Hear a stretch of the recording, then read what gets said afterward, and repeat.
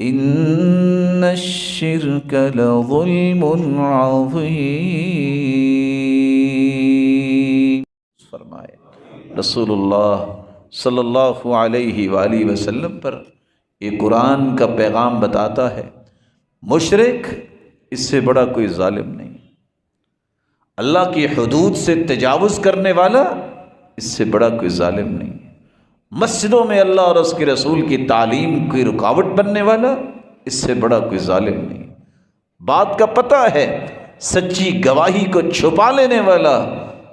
اس سے بڑا کوئی ظالم نہیں ہے، اور اللہ ذوالجلال کی جب نصیحت آ جائے اس سے منہ پھیرنے والا اس سے بڑا بھی کوئی ظالم نہیں ہے، اور پھر اللہ ذوالجلال پر جھوٹ باندھنے والا اس سے بڑا بھی کوئی ظالم نہیں۔ ظلم کی بنیادی طور پہ جس طرح آپ نے قسمیں سنی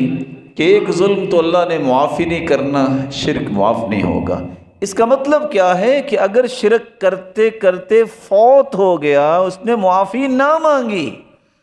اگر وہ زندگی میں معافی مانگ لیتا ہے تو اللہ ہر ایک گناہ کو معاف کر دیتے ہیں، بلکہ اللہ ذوالجلال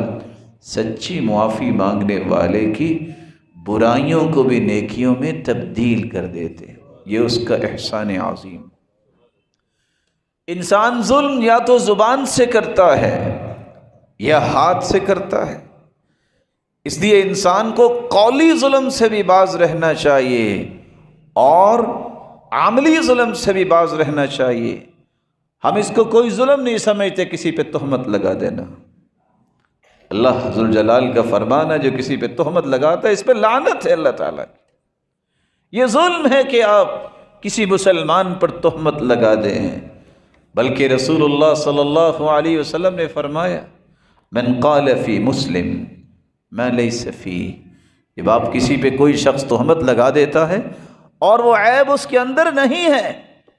اسکنہ اللہ ردغۃ الخبال، قیامت کا دن ہوگا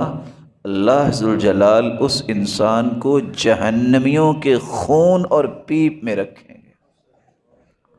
حتی یخرج مما قال، جب تک وہ ثابت نہیں کرے گا، جب وہ ثابت ہی نہیں کر سکے گا ولیس بخارج، اس جہنم سے نکل ہی نہیں پائے گا۔ یہ قولی ظلم ہے کہ آپ کسی پہ بہتان لگائیں، کسی کی چغلی کریں، یہ ظلم ہے۔ لا يدخل الجنت نمام، چغل خور اگر توبہ نہیں کرتا تو یہ جنت میں نہیں جائے گا۔ غیبت آپ کسی کی کرتے ہیں تو یہ زبان سے ظلم کر رہے ہیں، مردہ بھائی کا گوشت کھا رہے ہیں۔ ابن عون سے کسی نے پوچھا کہ آپ نے کبھی کسی کی بات نہیں کی، کہتے ہیں میں نے اپنی اصلاح کر لی ہے کہ میں لوگوں کی فکر کروں؟ پہلے تو مجھے یہ ہے کہ میں ٹھیک ہو جاؤں، جب کوئی وقت بچا تو پھر میں لوگوں کی بھی بات کر لوں گا۔